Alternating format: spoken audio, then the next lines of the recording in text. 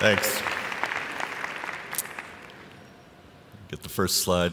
Hey, everybody. So this is it's a photograph by Michael Najjar, a German artist. And this is of Patagonia, and it's a real photograph. I mean, he went there. He actually took the time and the enormous effort. But it's also been extensively altered digitally. And he's gone in and carefully reworked it so that all the contours of those mountains are actually mapped to the vicissitudes of the Dow Jones Index, right? So this is a perfect map of the stock market. That high precipice up there is right before the big crash in 2008, and I guess we live somewhere right around here now. I'm not quite sure how high up that is. And of course, it's not just there. This is the Hang Seng Index in Hong Kong, which is a very similar topography. I wonder why. And, you know, this is art. This is metaphor.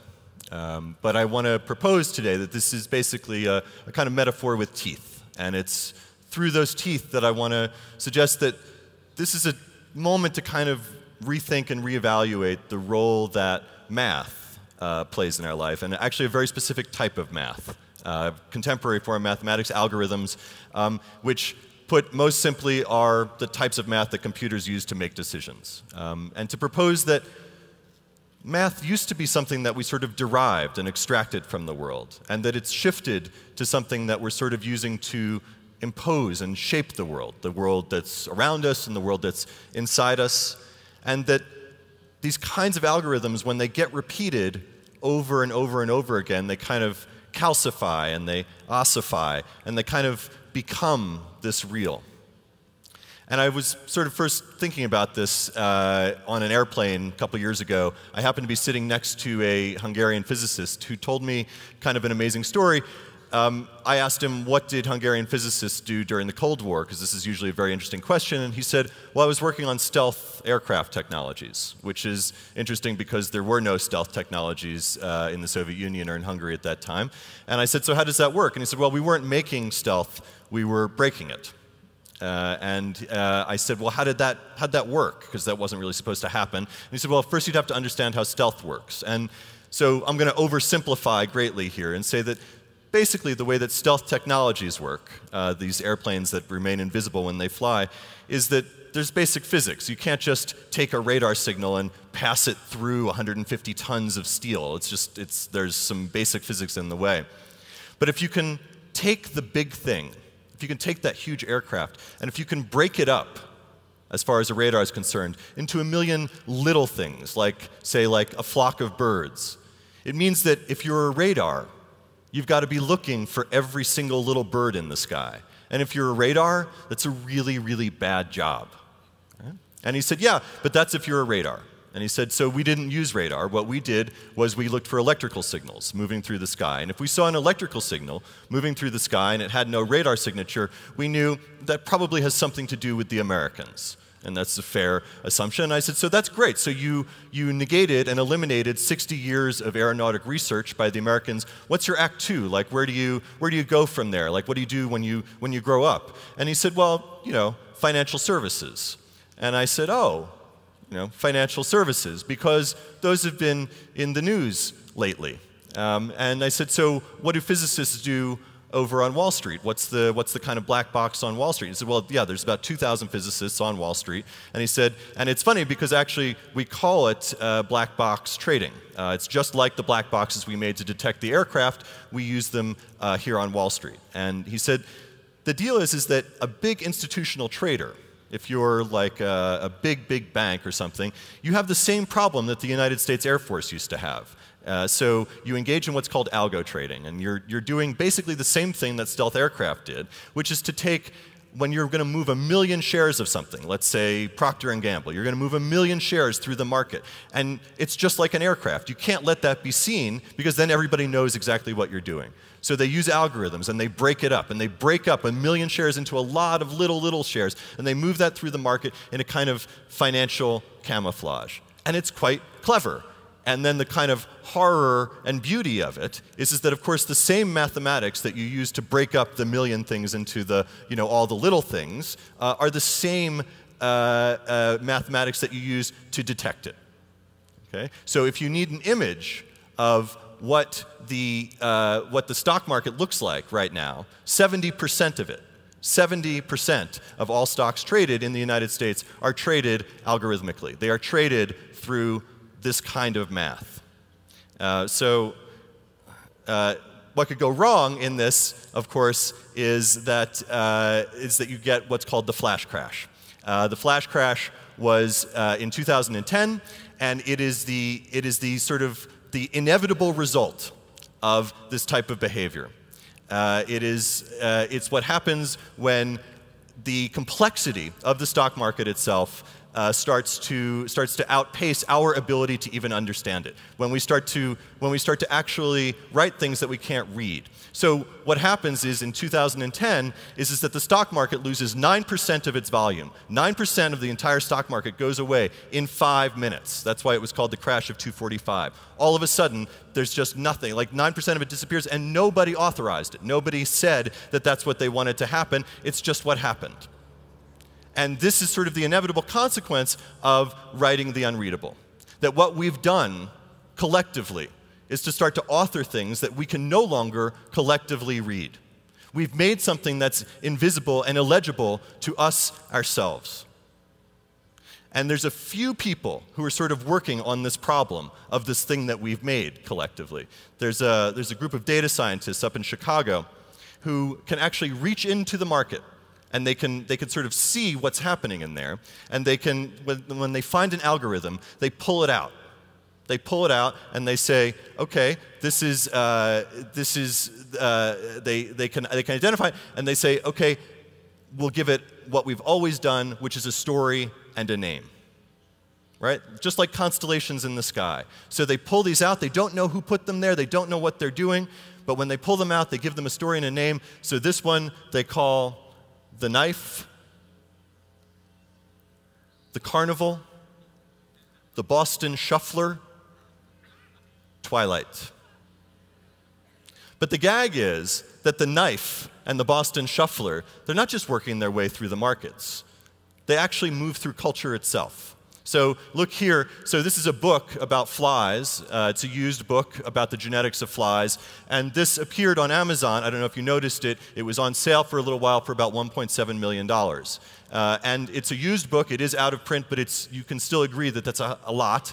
But if you had bought it then, you would have been doing yourself a great favor, because it was about 2 hours later that it reached $23 million. Okay? And what you see in this is exactly what you see in Wall Street. It's exactly what you see in the flash crash, which is the unsupervised behavior of a bunch of algorithms that are locked in a loop, a bunch of algorithms that are sort of seeking each other out without any actual adult oversight, without any supervision, without any humans there to say that this is what's happening. And to say that probably $1.7 million is plenty to begin with. And it's the same thing with Netflix. Netflix is using these to actually detect what movies it is that you want to watch, right? So these are it's called a pragmatic chaos algorithm, and this is actually setting out to determine what movie do you want to watch next. And that seems benign until you realize that this is being used by 60% to determine 60% of all the movies that are watched by 20 million people, that come out of the set of mathematics that say, this is probably what you want, right? This is a very different world. And the question is like, okay, if you take that a little bit further and you say, well, what if it wasn't about the movie you're going to watch, but about the movie that we're going to make? And so you've got these guys at Epigogics, which is a bunch of London quants who came to Hollywood to do for the movie industry what they've done for the market. And you can feed in your story algorithm, right? You can feed in the story, and it will actually process that algorithmically to tell you whether this movie is going to be a $20 million movie, a $100 million movie, or a $500 million movie. And the thing is that this isn't Google, this isn't finance, it's not information, this is culture. And what you see in this, are kind of the physics of culture. And when these algorithms crash, like they did on Wall Street, the question is, how would we know? We'd just be watching a bunch of crappy movies.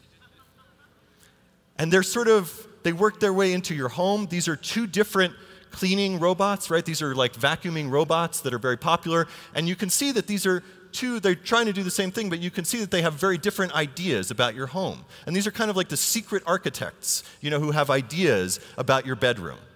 Right? And this kind of algorithmic optimization, you can feel it in particular, if you want to go further, the minute you step into what's called a destination control elevator. And a destination control elevator is an elevator where you tell it what floor you're going to go to before you get in. You've seen these maybe, where instead of saying, okay, well, we'll just let everybody into whatever car they want, and this one goes to 4, and this one goes to 14, you just type it in to begin with, and we'll sort them. We'll sort everybody into that. And the only problem with that is that people get into that, and they panic, because this is what it looks like inside. And you can see that there's a couple things missing in this elevator, like buttons, right? Like buttons. And so all there is just a number, a monitor that changes numbers, and then a big red button that says stop.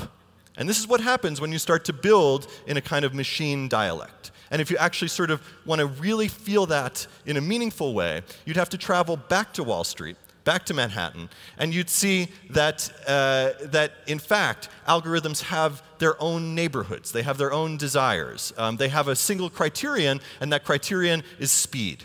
They need to be faster than you can possibly imagine. And they measure things in milliseconds and microseconds.